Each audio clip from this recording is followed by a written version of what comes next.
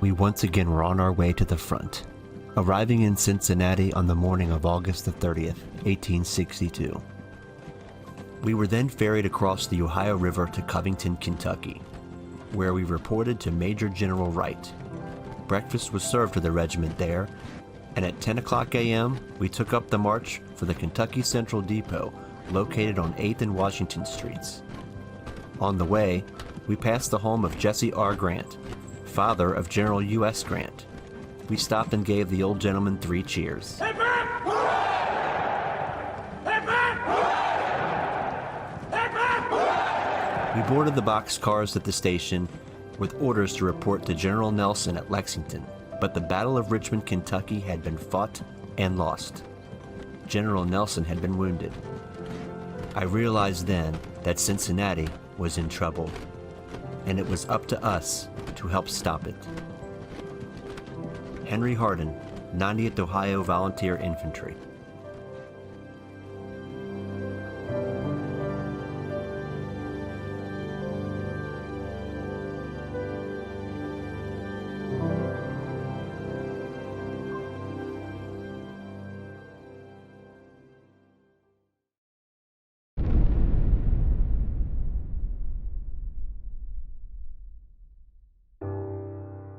Bad news comes to us again from Kentucky. The rebels have advanced on Richmond. Our men fought well for new recruits, but being overpowered by well-disciplined troops finally broke and scattered. The rout was complete. The Cincinnati Daily Times.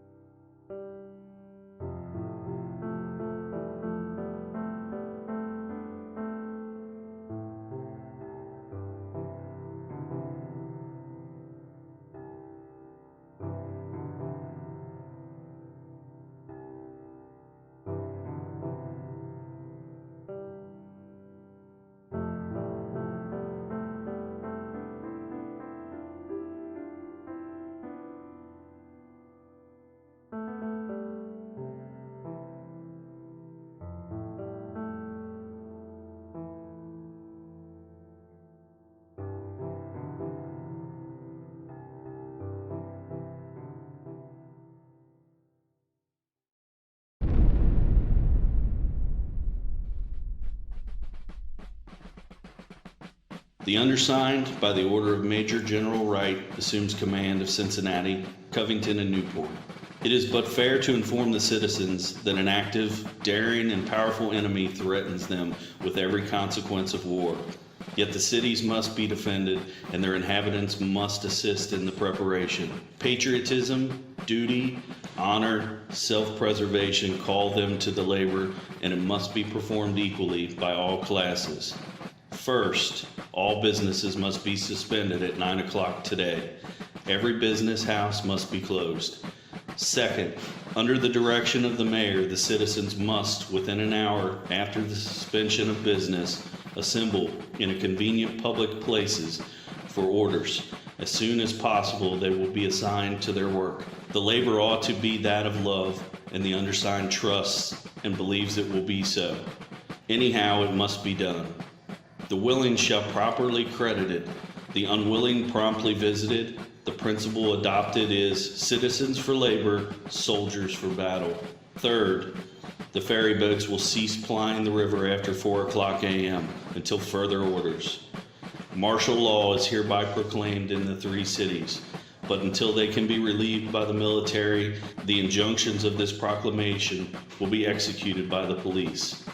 Lewis Wallace, Major General Commanding.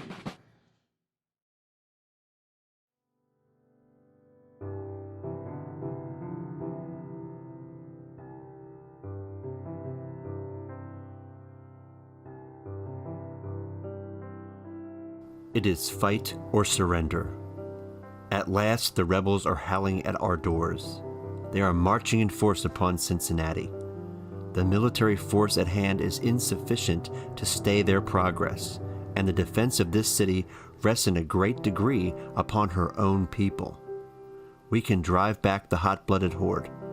If not, no man's property will be safe, no man's wife, daughter, or sister free from assault.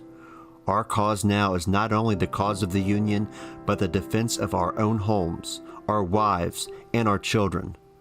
None but the basest coward will quail now. The gallant Wallace commands, if we stand by him, he will never desert us. The Cincinnati Daily Times.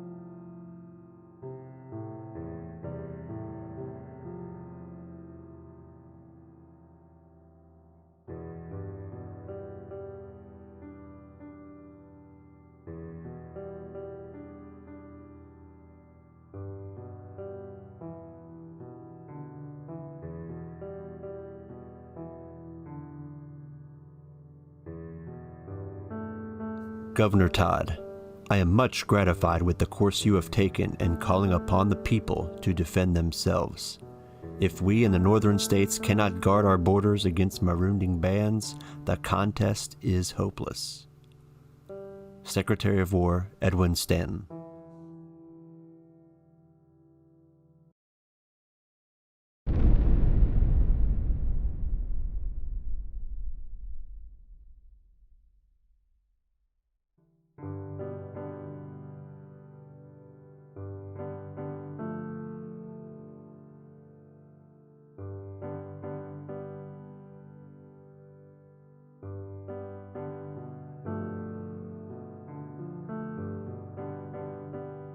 Then came word of command, "Forward march!" And amid deafening cheers and hurrahs, the regiment moved down Vine Street to the river. The march was an ovation.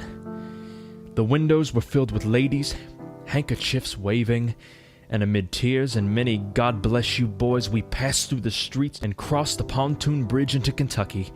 And we passed on through the city and climbed the beautiful hills which complete the 12-mile circuit around the three cities of Cincinnati, Covington, and Newport. We passed Fort Mitchell and halted on a beautiful ridge of rising ground just beyond. The men laid down on the grass, wrapped in their blankets, their arms by their sides. William Howard Neff, Pearl Street Rifles.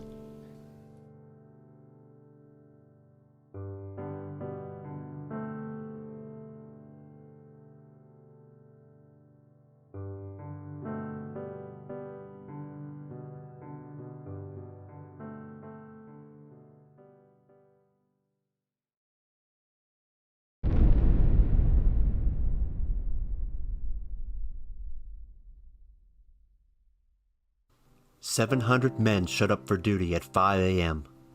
That was 300 more than the day before. 500 marched across the river to Newport and then to the cemetery on Alexandria Pike. There, a handsome national flag was presented to them by Captain Lupton, Colonel Dixon, commander of the Black Brigade.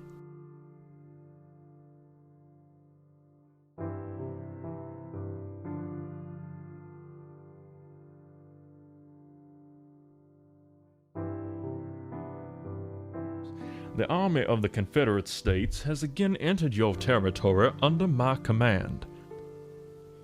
Let no one make you believe we come as invaders, to coerce your will or to exercise control over your soil. We come to strike off the chains which are riveted upon you. Kirby Smith, Major General, Confederate States of America.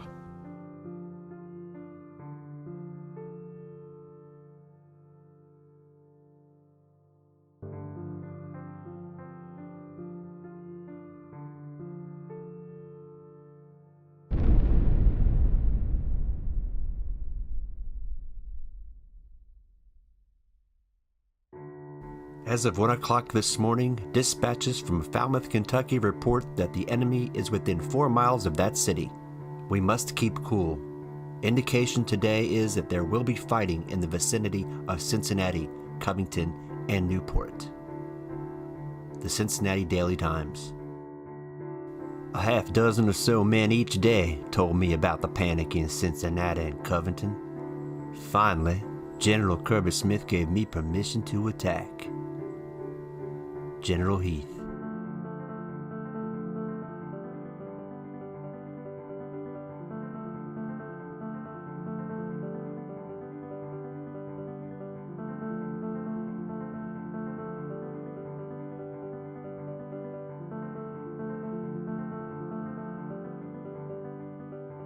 On the 6th, rumors were rife that the enemy was within miles of the city.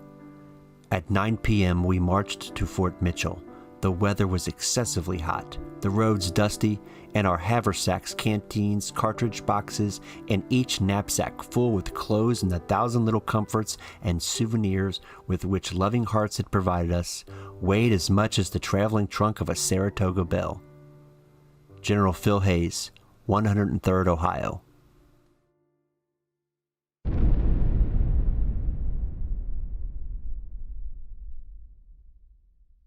Camp King, Kentucky, Sunday, September 7th, 1862. Dear Sister, this is an awful hot, dry, and dusty place now in the daytime, and damp and cold at night. We have no tents to shelter us from the burning sun by day, not the cold and chilly dew at night. We have to sleep on the ground with our blankets and the blue sky for a cover. Our officers promise that we shall receive the tents in a day or two. Notwithstanding all this exposure there, but few sick in the regiment, my health was never better than now, on hard crackers, salt pork, and river water for coffee. We are expecting an attack from the rebels every day. There is said to be a large force of them at Lexington. Well, let them come, and let their carcasses will fall on the buzzards on the hills of this old Kentucky. The hills for miles around are crowned with batteries and long lines of rifle pits masked with brush. If they do come there, it will be a bloody battle fought before they reach the Ohio River. We were called into the line of battle twice yesterday. All seemed cool and calm. I commended myself to take care of my maker and prepared for battle. D.W. Crawford, Company B, 89th Ohio Volunteer Infantry.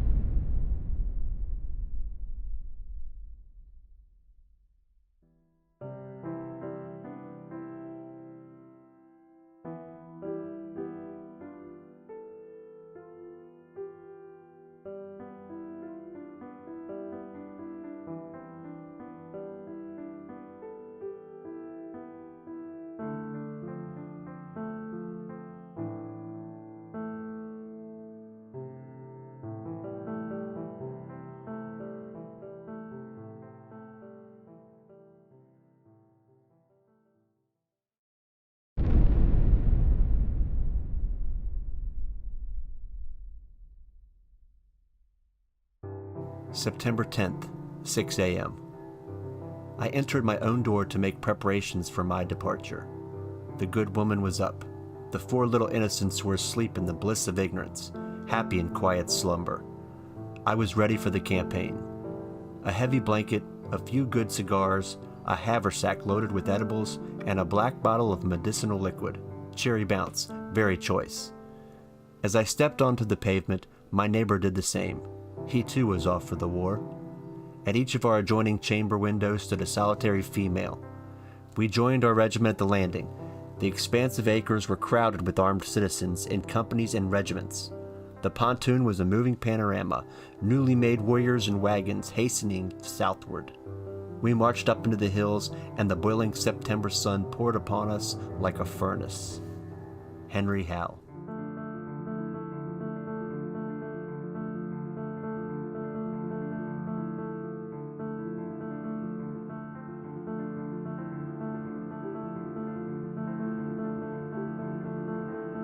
Ordered to a double quick and making good time, when suddenly a volley from the woods ahead brought us to a sudden halt.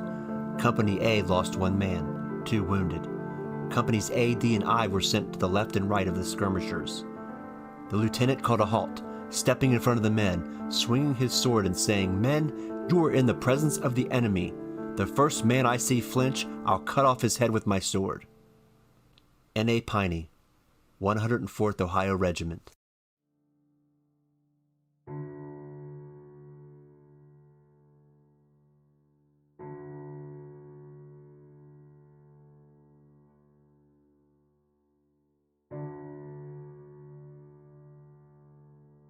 The advance on the Lexington Pike was held by a portion of the 104th Ohio Regiment under the command of Lieutenant Colonel Mariner. They now occupy the ground of Mr. H.G. Buckner, a rebel sympathizer who has since fled his home about a half-mile beyond Fort Mitchell. A short distance beyond Mr. Buckner's residence is a heavy piece of woods extending on both sides of the road, which the enemy occupied for 3 days, and on Thursday afternoon a sharp skirmish ensued between the 104th and a body of Texan troops. The Cincinnati Volksfreund.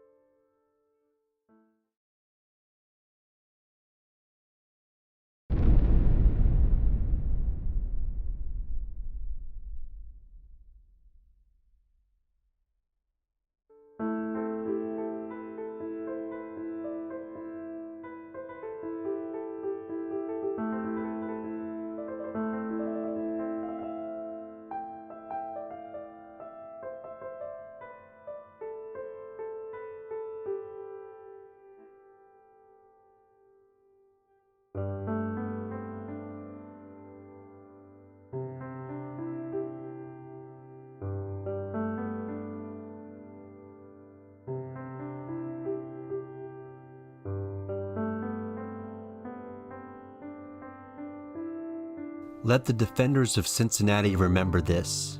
Thousands of wives, mothers, and children have their eyes steadily fixed on the Star-Spangled Banner as it waves in the breeze over the Kentucky hills. As long as it floats, they feel secure. Should it be trailed in the dust, their hearts will be rent in agony. The Cincinnati Daily Times.